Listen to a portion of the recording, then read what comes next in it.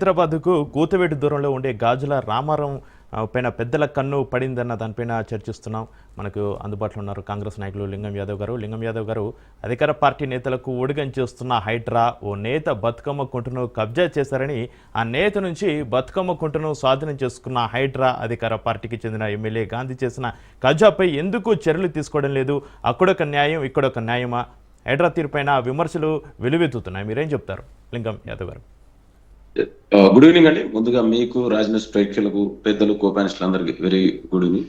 Definite కూడా ఇవాళ తెలంగాణ ప్రభుత్వం గౌరవనీయ ముఖ్యమంత్రి రేవంత్ రెడ్డి గారి ఆధ్వర్యంలో ఇవాళ అభివృద్ధి, సంక్షేమం, సామాజిక న్యాయంతో పాటు ప్రత్యేకించి బీఆర్ఎస్ 10 ఏళ్ల పాలనలో జరిగినటువంటి హైదరాబాద్ సిటీ అంటేనే గతంలో city of lakes and racks అనేది, కానీ ఇవాళ 10 ఏళ్ల బీఆర్ఎస్ పాలనలో దాదాపు 75% గా ఇవాళ లేక్స్ కానీ, నాలాలు కానీ, ప్రభుత్వ భూములు కానీ కబ్జా గురైనటువంటి సందర్భం మనకు చాలా స్పష్టంగా కనబడుతుంది. ఇవాళ నేను చెప్పడమే కాదు, మన దగ్గర ఒక డేటా ఉందండి.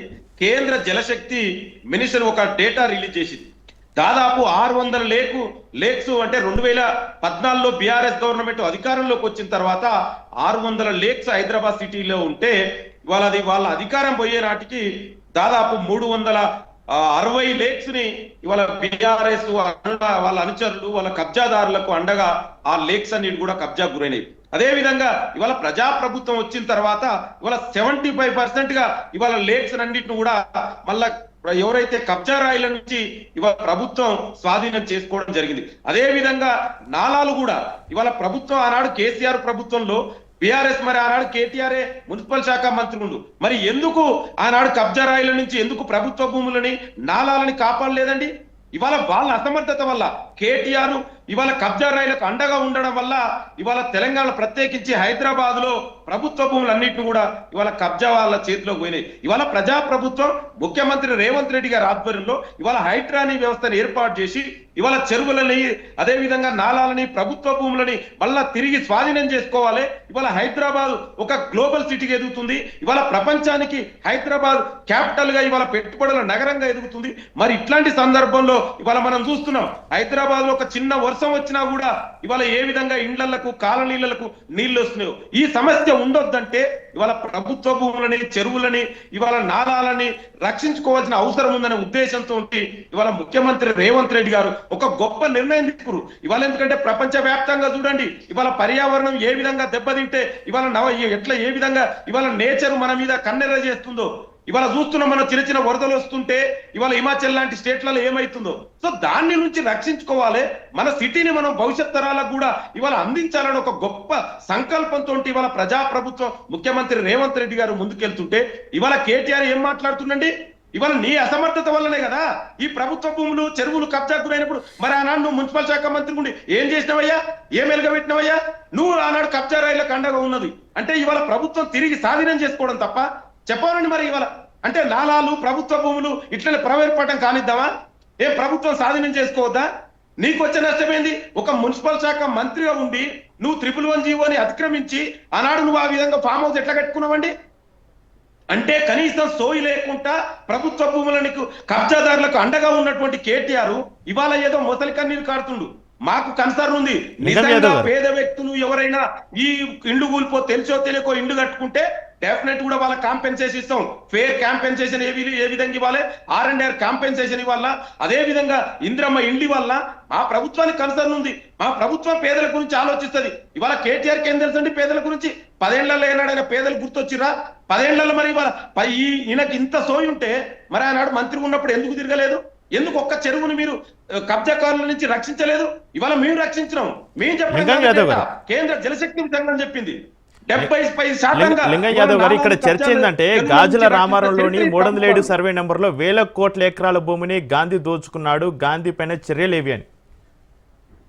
సియండి వాళ్ళ గాంధీ గారు చాలా స్పష్టంగా చెప్పారు, మాకు ఎవరి మీద కూడా కేటీఆర్ లెక్క, బీఆర్ఎస్ ప్రభుత్వం లెక్క అనుచరులకు దోచిపెట్టం కాదు.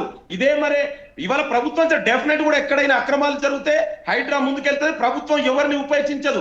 మీరు చూడండి, ఇదే కేసీఆర్ ఆనాడు ఏమన్నాడు? ఎన్కన్వెన్షన్ ఆక్రమించుకుండు అని చెప్పిండు. మరి 10 ఏళ్లలో ఎందుకు మీకు అంటే ప్రభుత్వ చెరువుని రక్షించడం కోసం 10 ఏళ్లలో మీకు సమయం సరిపోలేదా? ఇవాళ ఈ ప్రజాప్రభుత్వం ఈ మీరు చూసిన ఎన్కన్వెన్షన్ ఏం చేసాం? ఇవాళ తిరిగి చెరువుని ఇవాళ స్వాధీనం చేసుకున్నాం. ప్రభుత్వాధీనంలో ఎన్కన్వెన్షన్ ఇవాళ ఆ ప్రభుత్వ భూమి ఉంది. మాకు ఎవరి మీద వ్యక్తిగతంగా లేదండి. అట్ ద సేమ్ టైం ఎవరిని కూడా రక్షించవలసిన అవసరం మాకు లేదు. ఈ ప్రభుత్వానికి ఒకటే లక్ష్యం, ఏకైక లక్ష్యం, ప్రభుత్వ భూములని, నాలాలని, చెరువులని ఎవరైతే కబ్జా రాయిలు ఉందో వాళ్ళ నుంచి రక్షించి తిరిగి అది ప్రజల సొమ్మండి, ప్రజలకు ఇవ్వడమే ఈ ప్రభుత్వ లక్ష్యం. ఇవాళ మీరు వీళ్ళు ఇన్ని మాట్లాడుతున్నారు కదా, మరి ఇదే ఇవాళ వాళ్ళు అంటున్నారు కాంగ్రెస్ లో జాయిన్ అయ్యిందని. మరి ఇదే గాంధీ గారు టీడీపీలో గెలిచి బీఆర్ఎస్ లో జాయిన్ అయ్యిండు. మరి అప్పుడు వీళ్ళు ఏమిస్తే జాయిన్ అయ్యండి? కనీసం తోయి లేకుండా మాట్లాడతట్లండి. ఆనాడు కాంగ్రెస్ ఎమ్మెల్యేని బీఆర్ఎస్ లో జాయిన్ చేసుకురు, టీడీపీ నుంచి గెలిచినటువంటి ఎమ్మెల్యేని చివరకు సిపిఐ నుంచి గెలిచిన ఎమ్మెల్యేని కూడా జాయిన్ చేసుకురు. మరి ఏమిచ్చి చేసుకురండి మీరు? అంటే మీకు వర్తిస్తుంది. అంటే ఎంత హిపోక్రసీ బీఆర్ఎస్ నాయకులకు. ఇవాళ అధికారం కోల్పోయిన తర్వాత కేటీఆర్ ఒక ఫ్రస్ట్రేషన్ లో ఉండు, మెగ్లోమాని అనే ఒక సైకలాజికల్ డిజార్డర్ తోటి బాధపడుతుండు. దాని వల్ల ఏది పడితే ఇవాళ జూబ్లీస్ బై ఎలక్షన్స్ వచ్చినాయి, ఏదో దీని మీద ఎమోషనల్ డ్రామా చేయాలి. నేను సూటిగా ప్రశ్నిస్తున్నాండి, నిజంగా మీరు 10 ఏళ్లలో నువ్వు మున్సిపల్ శాఖ మంత్రి ఉన్నావు కదా, హైదరాబాద్ కు నువ్వు వెలుగబెట్టినటువంటి ఏం వెలుగబెట్టినావు చెప్పండి. దమ్ముంటే దాని మీద చర్చ పెట్టండి. మేము చర్చించడానికి సిద్ధం ఉన్నాం. మేము అభివృద్ధి మీద ఓట్లాడుతున్నాం, మీరు సెంటిమెంట్ మీద రాజకీయాలు చేస్తున్నారు. అందుకే ఈ సెంటిమెంట్ మీరు చెప్పే ఎవరు కూడా వాళ్ళ ప్రజలు నమ్మడానికి సిద్ధంగా లేరు. తెలంగాణ ప్రజలు చాలా తెలివైన ప్రజలు, ప్రత్యేకించి జూబ్లీస్ ప్రజలు కూడా చాలా విచక్షణమైన తెలివైనటువంటి జూబ్లీస్ ప్రజలు అన్ని కూడా ఆలోచిస్తున్నారు. నేను ఒకటే ప్రశ్నిస్తున్నాండి, 10 ఏళ్లలో మీరు ఎక్కడ పోయిర్రు? ఎందుకు మీరు ప్రభుత్వ భూములు కాపాడాలనే కనీస సోయి మీకు రాలేదు? ఇవాళ ప్రభుత్వం చేస్తున్నది చెప్పండి. మీరు కూడా ఒక సీనియర్ జర్నలిస్టు, ఇవాళ ప్రజలకు మనం ఏం మెసేజ్ ఇద్దాం? అంటే ప్రభుత్వ భూములు అన్యక్రాంతం కానిద్దామా, చెరువులను ఆక్రమించుకొనిద్దామా? చెప్పండి మరి మీరు. అదే మీ సిద్ధాంతం అయితే చెప్పండి. అందుకే నాయకులు తలకిందులు తపస్సు చేసిన కేటీఆర్ ఎన్ని డ్రామాలు ఆడినా కూడా ఇవాళ తెలంగాణ ప్రజలు నమ్మే పరిస్థితిలో లేడు. ఈ 10 ఏళ్ల పునర్నిర్మాణం మీరు చేసిందంతా కూడా విధ్వంసం జరిగింది. ఇవాళ ప్రజాప్రభుత్వం పునర్నిర్మాణం చేస్తుంది. మీకు చేతనైతే మీ ప్రతిపక్ష నాయకులుగా ఈ ప్రభుత్వానికి సలహాలు సూచనలు ఇవ్వండి, తీసుకోవడానికి మేము సిద్ధంగా ఉన్నాం. ముఖ్యమంత్రి గారికి ప్రజాప్రభుత్వం ఏకైక లక్ష్యం తెలంగాణని దేశంలోనే ఒక మోడల్ రాష్ట్రంగా తీర్చిదిద్దడం కోసం ఇవాళ నిరంతరం ప్రజలకు అందుబాటులో ఉంది. ఇవాళ ప్రజాప్రభుత్వం ముందుకెళ్తుంటే జీర్ణించుకోలేక ఏది పడితే అది మాట్లాడుతున్నటువంటి వ్యక్తి కేటీఆర్ గారు. ఇవాళ కబ్జా రాయిలకు అండగా ఉన్నది ఎవరండి? భూ బకాసారులకు అండగా ఉన్నటువంటి కేటీఆర్ మాట్లాడేది. ఇవాళ మీరు మాట్లాడితే ఎట్లండి? పూసరపల్లి రంగులు మార్చినట్టు ఇష్టం ఉన్నట్టు మాట్లాడితే ఎట్లండి మీరు? ఇవాళ ప్రజాప్రభుత్వం మేమేంటి, ముఖ్యమంత్రి గారు ఏం చెప్తున్నారు? చెరువులని కాపాడమన్నాం, దాంట్లో తప్పే ఉందండి. అంటే మీ లెక్క ఇవాళ మీరు అన్న మంత్రిగా ఉండి కనీసం సోయి 111 జీవోలో వదిలెట్టుకున్నటువంటి వ్యక్తి ఇప్పుడు మీరు మాట్లాడితే ఎట్లండి? మాకు కన్సర్న్ ఉంది. దయచేసి మీరు పేద వర్గాల గురించి మీరు బాధపడవలసిన అవసరం లేదు. మా ప్రభుత్వానికి కన్సర్న్ ఉంది. వాళ్ళని ఏ విధంగా ఆదుకోవాలో మాకు తెలుసు. ఇక కనీసం ఇవాళ చూడండి, మూసీని రీజనరేట్ చేస్తే కూడా తట్టుకోలేకపోతున్నారు. మీరు 10 ఏళ్లలో చేస్తామని చేయలేదు. ఇవాళ మూసీ ద్వారా దాదాపు కింద 1,00,000 ఎకరాలు ఇవాళ అక్కడ పంటకు నీరు అందుతుంది. దాని ద్వారా ఇవాళ ప్రజలు ఇబ్బందులు పడుతున్నారు. దాన్ని కూడా చేస్తే తట్టుకోలేరు. బీజేపీ నాయకులు మాట్లాడతారు, మరి గంగాకు 11,000 కోట్ల రూపాయలు నరేంద్ర మోడీ ఇచ్చిండు. మరి నా మూసీ ఏం పాపం చేసిందండి? నా మూసీ అంటే గంగాకే మీరు డబ్బులు ఇస్తారా? నా తెలంగాణలో ఉన్నటువంటి మూసీ నదికి మీరు డబ్బులు ఇవ్వరా?